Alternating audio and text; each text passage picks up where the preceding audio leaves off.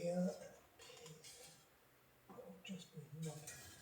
Good morning everyone, welcome back. So this morning I've been doing the air inlet for the heating system in the library, and I'm just finding excuses to do work in this room because I really want to continue with it. It's just on my mind constantly, but I can't until the heating system is installed so we can finish this wall and do all the other jobs that we need to do downstairs in this library before we can continue upstairs.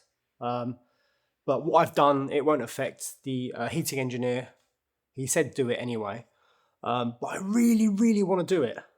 Just keep working in here because it's an amazing room, an amazing project. And we've got so far with it that it's at the stage now where it's just crying out to be worked on. But what I haven't done this week is catch up with my brother Michael. But what I wanted to show you quickly here is this. So this is Lincrusta, and it was made by Lincrusta, but the French side of the company, which doesn't exist anymore. And essentially it's like linseed oil, and then there's a roller which it goes through, embosses this design, and the French side of the company, which doesn't exist anymore, used to paint theirs. But the English side doesn't. It just comes like a creamy colour and you have to paint it yourself. So this company, Michael went to the UK and he spoke with Lincrusta, and they quoted him £20,000, I think it was a little bit more than that, to have the roller remade, and then they wanted us to then buy enough to do the dining room, because this was originally from the dining room in the chateau. So we're not going to do that because they'll own the design, even though we paid for it to have the thing remade, the roller. And yeah, so you're paying £20,000 literally for nothing so they can produce it. So Michael's going to make this into a wallpaper, but we're going to change the colours. Even though it's quite nice, I think in sort of maybe a green or a red or something like that with some, I don't know, some gold or something. That will look absolutely amazing. So yeah, let's go and speak to Michael.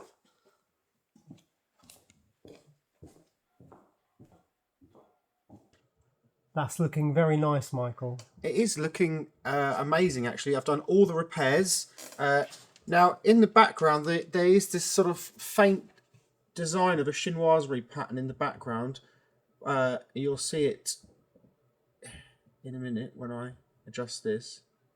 Here it is. That's the original pattern. So it's quite nice with it, but we can make it faint now. It's completely isolated as a separate layer. We can get rid of it if we want to. And all the repairs have been done. There are no more rips and no more holes, no more tears. Everything's done. And there are 2 woodworm holes there still. I need to get rid of those. I think we should keep them.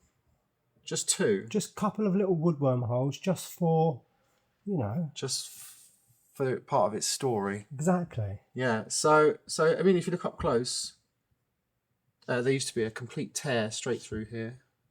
Cannot see it now. I mean, that's it. That's the piece. That's mad.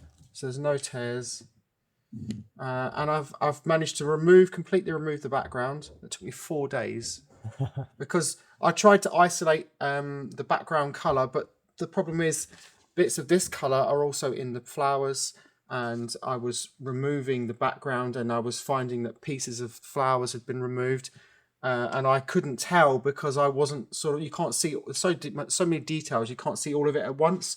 So unfortunately I had to use the lasso tool, it's called, and literally zoom in like that and just trace around the edge with the mouse every single shape and readjust and make sure and feather the edges so that it wasn't blunt.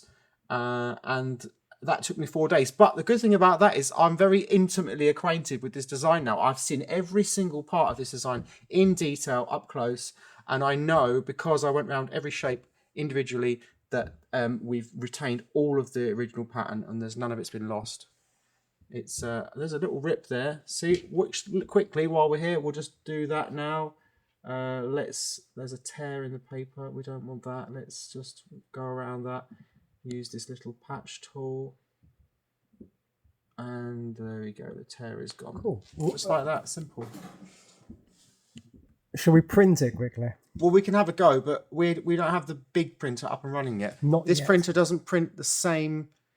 It doesn't have that vibrancy and that. So no, this printer uses ink, which kind of soaks into the paper, whereas the other printer actually it's like a gel that sits on the top of the paper. So it's almost like you can print on plastic if you want to. So it's like hand blocked wallpaper, but it's not working. So we can test on this one. We get an idea of what it looks like. Let's do that. Okay.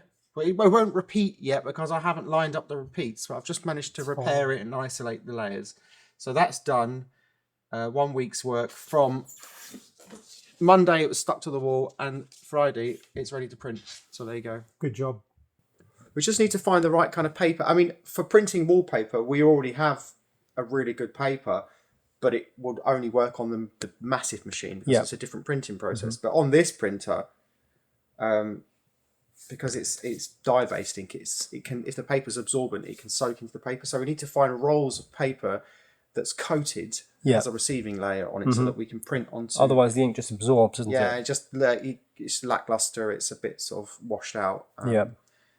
But we'll see it just as an idea. It'd be nice to put this piece side by side with the old piece. Yeah. Although the original piece of wallpaper was slightly narrower than the modern roll. So I've scaled it up to fit the dimensions of a modern roll. Only a little bit, about an inch. Okay. But actually I think it would look less busy because the pattern's less, there's lots of little bits. Sometimes they can be a bit sort of over the top.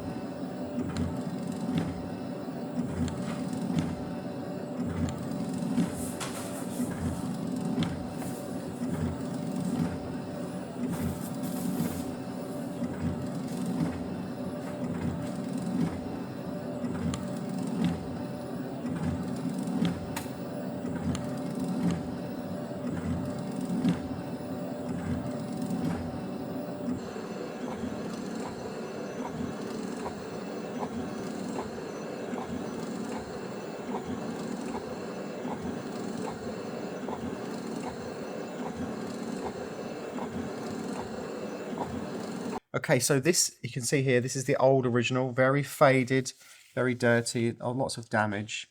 And then if we take that, I mean, this is quite rich, the design, very sumptuous, probably a bit overly saturated, but actually, I think that is amazing. I really want that on the wall behind my bed. I literally, if we could print that off, I'd go and wallpaper it this weekend. Yeah, it does look nice. And actually, the original bits that were gilt on the original wallpaper, it kind of looks gold in the print. Let's bring this up so people can see. Yeah, you can see the texture of the paint where it's been applied. Like it has been, almost like hand painted. Yeah. Actually, the scale is a lot bigger than the original, but you need it to be slightly larger to repeat, don't you? Yeah, I do. On a modern wallpaper, it needs to be larger. That's really gorgeous. Well, I'm pleased with that. Imagine that's just on a normal piece of paper though. So imagine it printed with the special wallpaper printer, which actually lays almost like a paint on top of the paper. Yeah. It's just going to look fabulous. A few tweaks with the colours. We can use blue background. We could do a green. We could even do like this sort of, wow, it looks like cardboard colour actually. We could do that, a version with the original colour. I think most be nice to do sort of like 3 different colours people can choose from. A nice blue, a nice green. People like green, people like blues, don't they? And then something a bit more muted just for the, the people who want something less bright. Looks lovely. And also, this doesn't have the chinoiserie pattern in the background. We could do a version with that or without. Possibilities are endless. But we have the design. It will never be lost to history again because we've reproduced it as accurately as we could. Wormholes and all. Wormholes and all. Is that what? Look, see, you've even got a couple of little wormholes, wood wormholes. I think I'll just leave maybe 4 or 5 wood wormholes in the pattern. Oh no, there's another one. So there's about 6. 6 of the original wood wormholes. We'll leave them there. People can look for them, can't they? Oh, look, there's one. Great, isn't it?